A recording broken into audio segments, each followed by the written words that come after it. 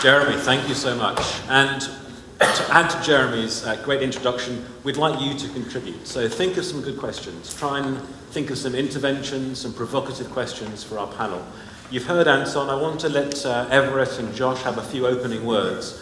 But we're here to talk about work and space, and what does that mean? And I want them, as well as to introduce themselves very briefly, what would you do in this space? You know, you've got a blank canvas. We're sitting in this phenomenal shell. You've heard all of these incredible ideas. So let's get thinking. What would we do here, given what we've heard today? So quick introductions. Josh. So, wow, looking at this space, something that stood out early on was, I think, one of the initial comments where Jeremy may have mentioned, welcome to the prison that we've been having this meeting at. I think that certainly this is a blank canvas, and it's a very unique space to have this type of event in, because it's something that I have been looking at all day long as I walked around to grab a cup of coffee and grab lunch, and thought to myself, what would make this space inspiring? Because in my mind, workers want to be where they're going to be inspired. And what we've seen a lot today is a lot of different examples of very inspiring, cool ideas and spaces where, you know I'm not the only one who looks at these images and thinks, I'd go there. I would go there and be very productive, and I'd have collaborative collisions. I think Seth used that term earlier. And be very productive and inspired and creative working in that type of space. But when I look at this blank canvas, that's what I think about is how would I make this inspiring? What type of colors would I place in this space? How would I make sure that it's not just gray concrete that we're seeing right now, so that people would want to come here and actually work in this space? And I think in general, just the last thing that I'll mention is that's as it pertains to this space. And I am a true believer that we all want to work in spaces that are going to inspire us. We're going to be productive. We're going to feel like we accomplish things where we work. It doesn't have to be in a space like this.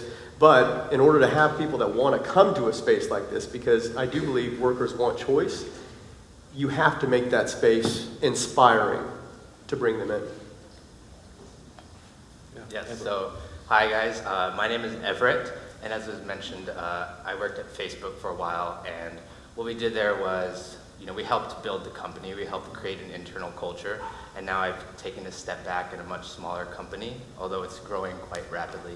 I'm at Pinterest, where I'm the brand manager there, and I'm focusing on external communications, but at the same time, since it's still an early stage startup, we're trying to figure out who we are as a company, what our internal culture and what our internal voice is, and just like letting that grow organically, in a way similar to what we did at Facebook and what a lot of early stage startups are doing, but letting the people kind of dictate the way that the culture in the company grows.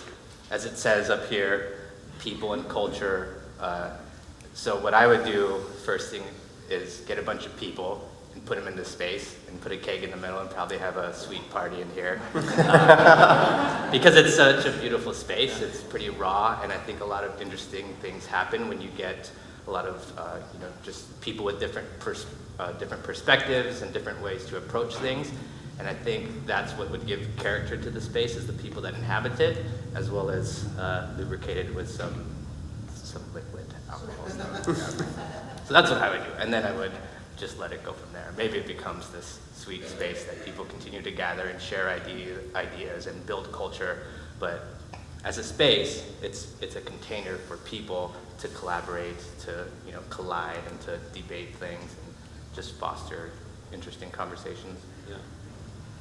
And Anton, on one of your slides, you had bring people together, but it was kind of inferred that it could be both digital and physical. So we've had a great debate, obviously, here with Marissa's comments and Yahoo and the press coverage around bringing people back to the office. And the points you made about some of the best ideas are coming from a networked collaboration of people who aren't known through the hierarchy of email, who are unknown to the person asking questions, who therefore wouldn't be in the same space at the same time. How do you kind of make sense of those contradictions? This just completely went off the rails in terms of the space, right? We'll come back to it. I wanted to answer the space question first, because I'm really interested in that thing over there. I don't know what that is. It's pretty incredible. I want to turn that into a telescope, so maybe this does answer your question. Okay. Put a giant screen in it, and articulate it somehow so that you can look through it and see whatever part of the world you want to see. Like that thing is mad. Anyway, Where's Primo? Where's Primo? Did we do that? Come on, Primo. So in terms of sourcing the crowd for how we would build the space out, was that your question? Yeah. Yeah, I think Everett's answer is actually the right answer. It's the answer that I would go with. I wouldn't make that digital. I think giving people opportunities to actually alter the space themselves is more important than trying to come up with some correct brief and then building the space to that brief and then finding out that it's completely wrong. So we actually worked with Primo, who's going to talk later, to gut and rebuild one of our spaces. But a lot of it is pretty open and flexible, and we found that after the build, we've misused it in several ways, and I think I would leave a lot of opportunity for misuse. And I mean, there's this great comment about technology needs to be like air, which we've heard a couple of times. In most offices, it's full of kit. You walk in, it's not like air. It's just heavy, it dominates, it ties people down. Is that going to change? And if so, what's the vision for how that might begin to alter physical spaces and behaviors? Sorry, you said it's full of what? Physical kit. You walk to most offices, it's not like air at all. It's very heavy, it's physical, it dominates. What do you think? Where's that going to head? I mean, maybe Anton starts, because your visions about Sure. collaboration, unfolding things, on carrying from the cloud, I mean, really different. Well, I think Julian was right. We've gone from sort of an age of monolithic software pieces to an age of small, bite-sized pieces of software. And I think now what we struggle with is it's still not like air, because now you have to log into everything and access everything and find all these apps. And so I think the next stage is going to be sort of the interoperability of all of these small, bite-sized apps and creating some kind of fluidity and harmony through them without going back to that old monolithic model, which is clearly wrong. And so that's the interesting sort of path that I see and that we're working on. And how does this come back to people? I mean, do you think if technology is kind of vanishing and going into the cloud, becoming more invisible, what does that then mean for people and the way they're going to work together and where they choose to work? Yeah, I think really what technology is doing as it's evolving pretty rapidly is, at least productivity technology really is just helping people that are more rapidly context switching continually. You're going from meeting to meeting, you're multitasking much more rapidly. Companies are doing much more with much less resources. So really what the technology is doing when it's becoming more seamless is it's allowing, or it's aiding in that complex cognition that people do very rapidly, So what the space is doing really, as the way I see it, is it's a protective shelter, right, from a lot of stuff. We work in the SOMA, and there's a lot of crazy people that walk around there.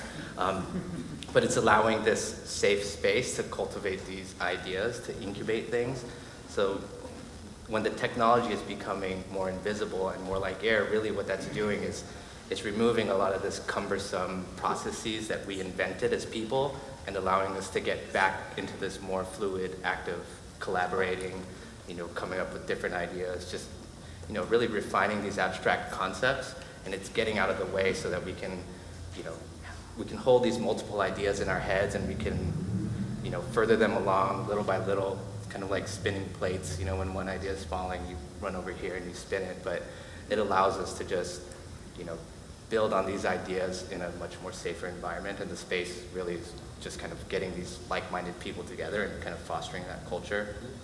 I don't know if that answered your question, but... And Josh, where will that take place? Yeah, see, I guess the only add-on that I would mention is that it simplifies things for workers. And we think technology, at least definitely baby boomers think technology, and my mother and my father think technology, and they think complexity. And they're trying to understand it. Well, for my generation and millennials and generations behind, technology is a given. It's not complex. It's very simple. It's integrated. It's a part of their life. And I think what technology is doing to the workspace is it's freeing the space up. So when Philip mentions that there's heavy kit, and we saw in a presentation earlier today where, you know, the furniture drove the design of the space. And now, you know, Everett mentions the people should come in and drive the design of the space. I think technology enables us to have far simpler space because the furniture in the space is what's driving the productivity. It's not what is enabling the people to be collaborative together. It's the people that are there and really the technology that's there that helps people collaborate and record and process information that will lead to some type of product or design or outcome. And I also think that technology frees people to not be tied to a space. It frees people to be productive and be able to deliver incredible things wherever they are at that time. I think for me it comes back to activity. So I was at Central St. Martin's recently in London, and they, for their students, they've installed all this sort of very modular furniture that you can just move around at will. And it was really cool because you walked in and you saw like they had these sort of high walls behind, or chairs with very high backs, and one group of students had sort of moved them all into a big circle, so you literally couldn't get in, and they were in there brainstorming, but there was no way in and no way out. And they just created that on the fly, and then, you know, the next group of people who would come along would move it all around, and this stuff was everywhere. You know, it wasn't just that one group, it was everywhere. And I see technology kind of moving down that same path where as it becomes cheaper and more lightweight and easier to access, and you don't have all these horrible sort of log-on protocols that trip you up every step of the way today, as that becomes easier, it'll become more like that too. I think that the problem is that when we say technology is becoming simple, it's actually not. It's becoming more complicated. It just appears simple to us when we're using it. The back end is insanely complicated. And in order to get rid of some of the things that we have to do today that make it difficult, you have to create an even more complex back end. And so that's interesting because you start giving up things like privacy in order to get convenience, and it becomes kind of this weird ethical question. So any comments from the audience? Anyone wants to kind of make a comment, ask a question of our panelists? You can raise a hand if you feel you want to make a contribution to the debate, if you want to kind of envision what you would do in this space. Anybody yet? So I think I want to just kind of go back to something that Anton said. He mentioned the idea of this information growth and the idea of a context wrapper. Yeah, you think it's a context wrapper, yeah? And, you know, contextual search is quite interesting. Do you all think it's a great idea for something to be searching and filtering on your behalf? So you're presented only with something that has already been synthesized? Any thoughts from the audience? Anyone want to comment on whether this brave new world where there's no privacy, where everything's connected, where everyone is being pre-filtered, is good, bad, challenging? Yeah. Yeah, I wanted to bring up the concept, which has been around in retail for quite a while, of functional inconvenience. So we put the milk all the way in the back of the store because that makes other things happen. And so I think what's happening in the people who are really kind of working on this workspace design is, on the one hand, we're allowing people the freedom of choice, including this. I mean, this also applies to the technology question you just asked. But on the other hand, there has to be at some level, because people naturally gravitate towards people who are exactly like themselves, and there's a lot of research that says that diversity is actually what drives innovation.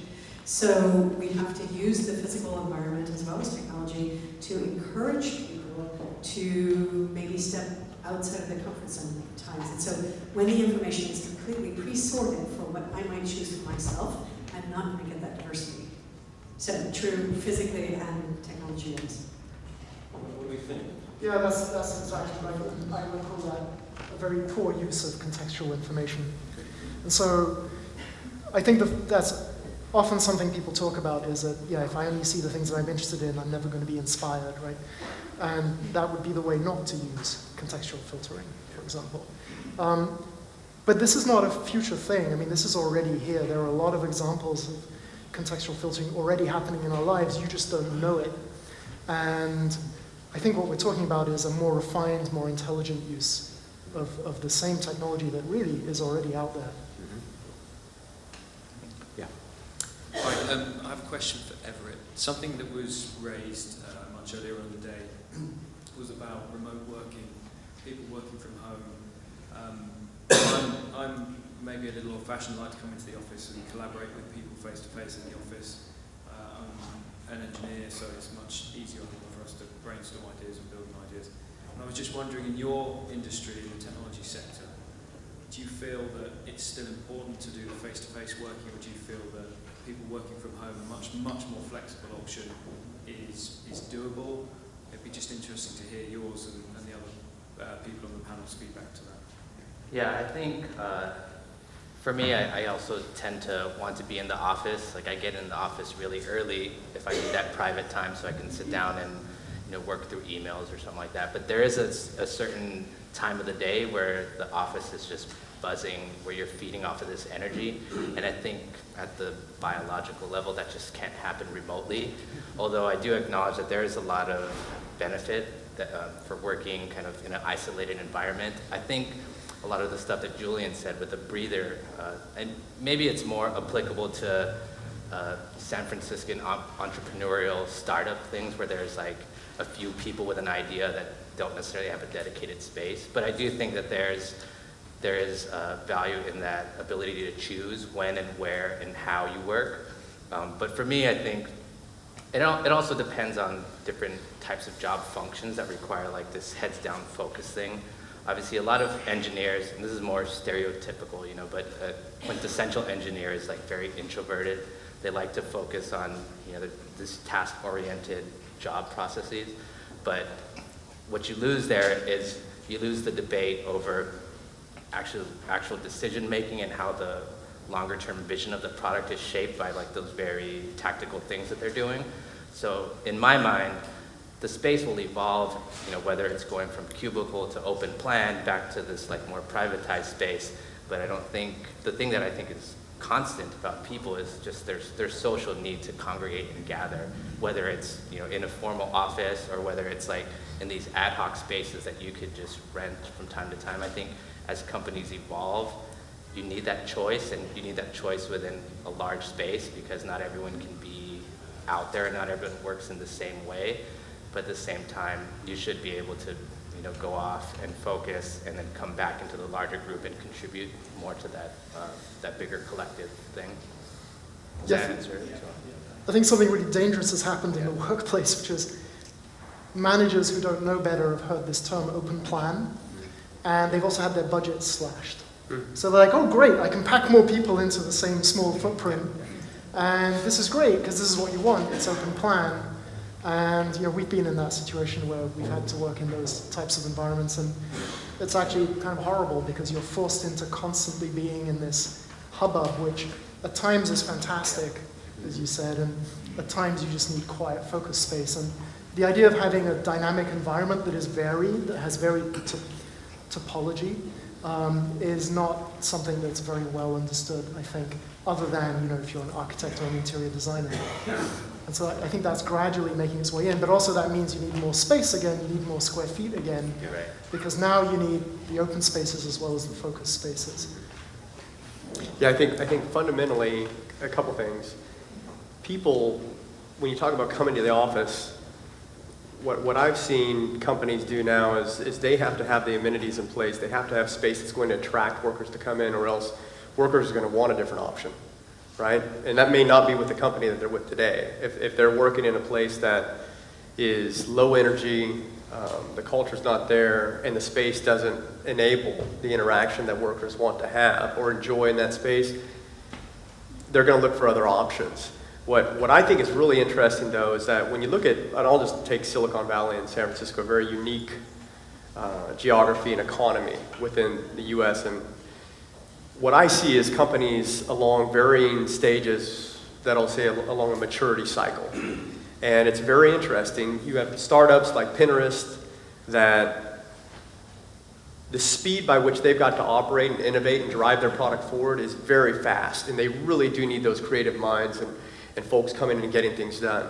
Once a company starts having 4, 5, 6, 10,000 plus people and spread around the globe, around the country, and they have these major spaces, you mature to a level where now you have people that are at different stages in their own lives, by the way. So when you look at flexible working and how a person needs to work, shoot, if I'm right out of college, I'm an engineer, I've got a place where I can go work with a vibrant group of folks that I get that social interaction from, and I'm building something amazing and doing great things, I'm going to go there every day, and I'm going to sleep there sometimes and work ungodly hours and all that stuff. Well, when I'm whatever age, and I'm married and I have kids, or I'm going to have children, then maybe there are some other ways that I want to balance my life. I need some more flexibility, but I still want to come to a space, get stuff done there, so I'll probably go to the office maybe 2 days a week now instead of 5 or 6 or 7, what I did when I was 22 or 23.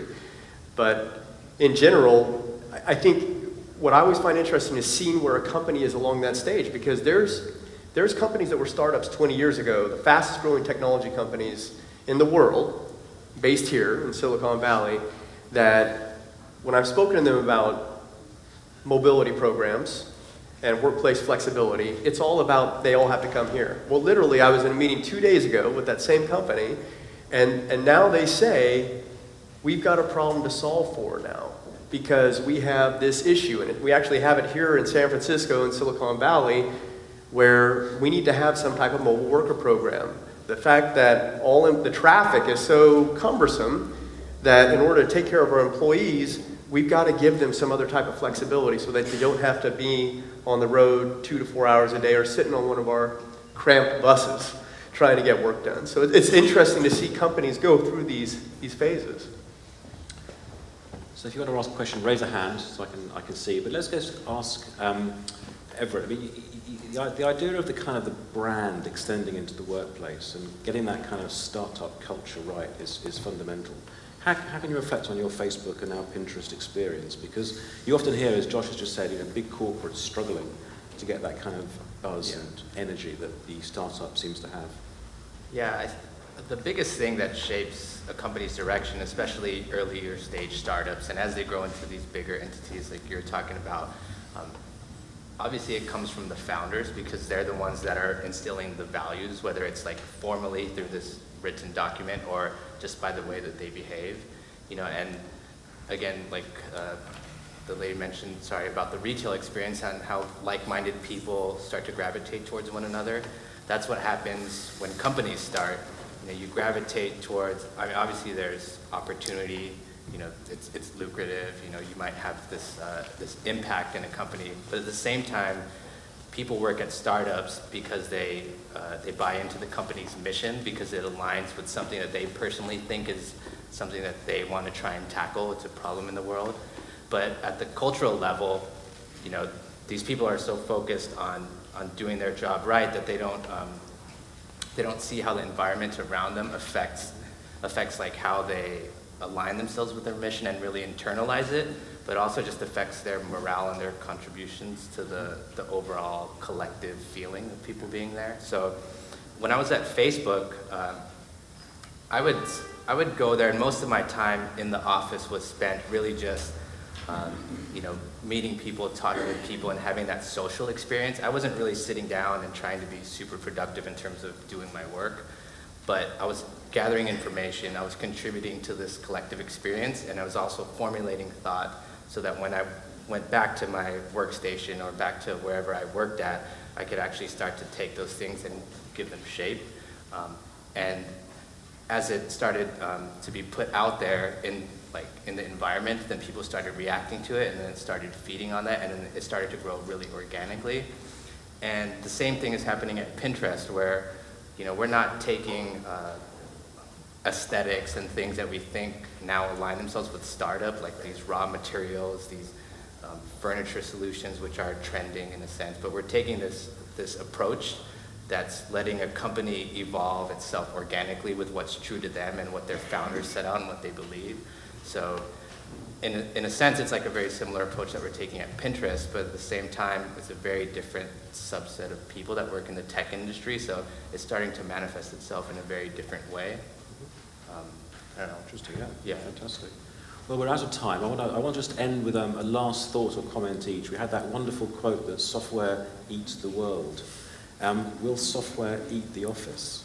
Josh, what do you think? Is there a threat to this? I don't know if I see it as a threat, but I see a reality that software is enabling people to get things done in ways that we never have been able to do before. And it is creating freedom to do things and be very productive wherever you are at that time. And I'll just use one other example of existing software. And Anton had the question about the avatar, which I thought was really provocative right now. But in the same meeting with the same technology company, the person I'm meeting with, we're doing a VC with one of his employees as portfolio managers in Dublin. And it's late, ungodly late at her time, but fuzzy screen, she's using her computer to connect to their video conferencing software. We finished the meeting, he pulls out his phone, a Nexus 5, brand new, hot off the shelves, and he says, Josh, let me show you something.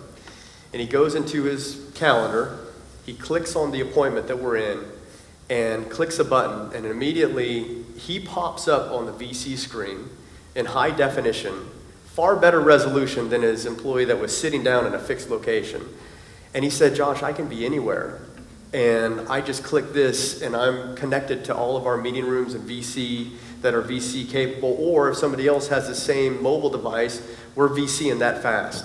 And it was an eye-opener to just how clear the connection could be. And when you think about it, I would never say that, call me old-fashioned nowadays, but I do believe social interaction, being face-to-face, sitting close to colleagues, friends, I derive a lot of energy from that, and things get done really fast through that interaction. But when we look at technology and how fast it's adapting, and you think about, avatars and things of that nature, I mean, do you have to be able to touch somebody to be physically connected with them and having the dialogue and the interaction and the collaboration to get things done? I just think that technology is advancing so fast. At some point, how often when you're talking to somebody do you really touch them physically? You're going to sit next to them, you're going to interact with them, and you're going to read their signs on their face and how they're communicating, and you're going to do it real time. So if technology really enables us to do that, where it's seamless, then space starts becoming less and less part of what's really important to that. It's just a matter of being able to interact at that same level as if you were right next to that person or those people and collaborating. Do you agree with that, Everett? Is that a... Yeah, I mean, I think, the fact that everyone has this portal to another world in their pocket is pretty incredible. I do think what you're saying about people, feeding off each other in such close proximity is also super important. But again, with what Julian and his Breather app was doing, I think that's evidence that workplace is more of a state of mind, and you can access it whenever you need it. So I think it's just shifting the way that we frame workplace in the traditional sense, and just allowing us to open our perspective on what working means and what spaces mean. So in that sense, software is kind of taking over and breaking it down to that subatomic unit. And Anton, the last word. Will software eat the office? It's behavioral science, right? I mean, industrial designers talk about affordances. If you design a chair that has certain affordances, people will sit on it in different ways or decide not to sit on it. And I think the interesting thing here is that the physical set of skills that we have assembled in this room and the digital set of skills have different affordances, and they're progressing at different rates. And right now we're in this weird transition zone, this interesting transition zone rather, where we're trying to sort of match those sets of affordances. So, we can come up with really interesting ways of using natural language to interact with your screen and so on. But then if you're sitting shoulder to shoulder with people, you might not want to use that. And so the two sets of affordances start clashing in that particular case. And so I think that's the interesting thing here, that we have an affordance clash. Perfect. On that note, thank you, my panel. Anton, Everett, and Josh. And I'll hand back to Jeremy.